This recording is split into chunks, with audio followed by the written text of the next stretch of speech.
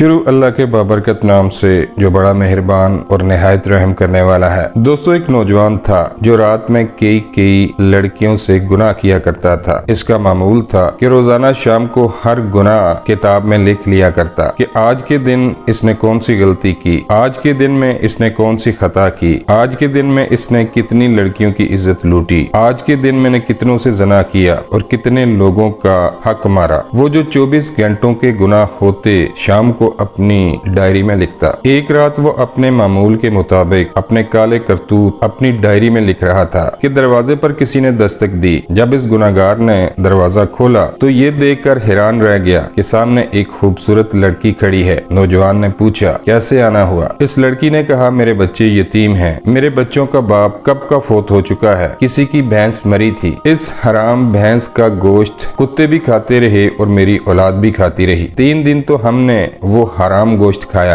अब वो गोश्त भी कुत्ते खा गए हैं, भैंस भी खत्म हो गई है, अब मेरे बच्चे 3 दिन के भूखे हैं। खुदारा, तेरे दरवाजे पर आई हूँ, अल्लाह के नाम पर मुझे कुछ न कुछ खाने को दे, मेरे यतीम बच्चे दिन भर के भूखे हैं, वो रो रहे हैं। इस नौजवान ने जब उस औरत का हुस्न देखा तो फरिश्ता हो गया और कहा कि अंदर आ जाओ। जब ये लड़की घर के अंदर आई तो उस नौजवान ने पीछे से दरवाजा बंद करके कुंडी लगा ली। लड़की समझ गई कि इस बदनीयत की नीयत खराब हो गई है। अब उस नौजवान ने कहा, ए लड़की, मैं तेरी हर जरूरत पूरी करने को तैयार हूँ, तुझे खाना, पैसे और राशन देने को भी तैयार हूँ, लेकिन मेरी एक शर्त है और वो शर्त ये है कि तुम्हें मेरी ख्वाहिश पूरी करनी पड़ेगी। ये कहते ही इस नौजवान ने लड़की को अपनी तरफ खींचा तो इस लड़की की एक चीख निकली और इसने जोर से पुकारा, ए मुसीबतों को दूर करने वाले रब, मुझे इस जलील इंसान से बचा ले। ए बलाओं को दूर करने वाले रब, मुझे इस जलील इंसान से बचा ले। ए मेरी इज्जत के हाफिज, मेरे रब, मेरी इज्जत को बचा ले। इस लड़की ने कहा, ए नौजवान नादान, तू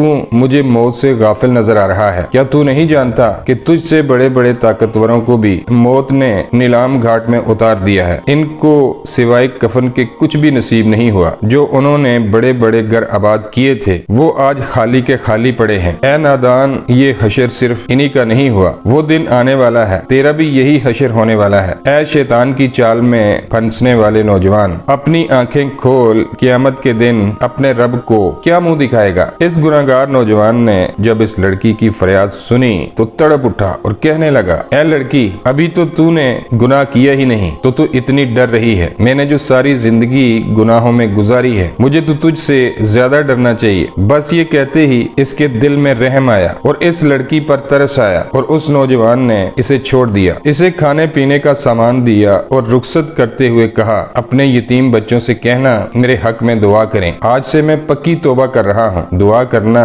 अल्लाह मेरी तौबा कबूल फरमाए। इस लड़की ने जाते हुए नौजवान को 3 दुआएं दी। कहा, ए नौजवान, अल्लाह तेरे तमाम गुनाहों को मिटा दे और अल्लाह तेरे साथ सुलह कर ले और जब तू मरे तो अल्लाह का होकर मरे। ये 3 दुआएं देते हुए वो लड़की वहाँ से चली गई। जब वो चली गई तो नौजवान ने दोबारा गुनाहों वाली डायरी खोल ली कि अभी मैंने जो गुनाह किया है वो भी लिख डालूं। जैसे ही इसने डायरी का पहला सफा खोला तो उसके ऊपर कुछ भी नहीं लिखा हुआ था। तमाम के तमाम गुनाह मिट गए थे। नौजवान ने तमाम सफे छान मारे, हर सफा छान मारा, पिछले सारे के सारे गुनाह मिट गए थे, सारे सफे सफेद नजर आ रहे थे। गायब से एक आवाज आई, ए नौजवान, अल्लाह ने एक औरत के हाथों तेरे साथ सुलह कर ली है और अल्लाह ने तुझे तौबा करने की तौफीक दी है और तीसरी दुआ, जब तू मरेगा तो अल्लाह का होकर मरेगा। लिखने वाले लिखते हैं, जब ये नौजवान मरा तो अल्लाह का वली बनकर मरा था। सारी उम्र नमाजें पढ़ने में गुजार दी, सारी उम्र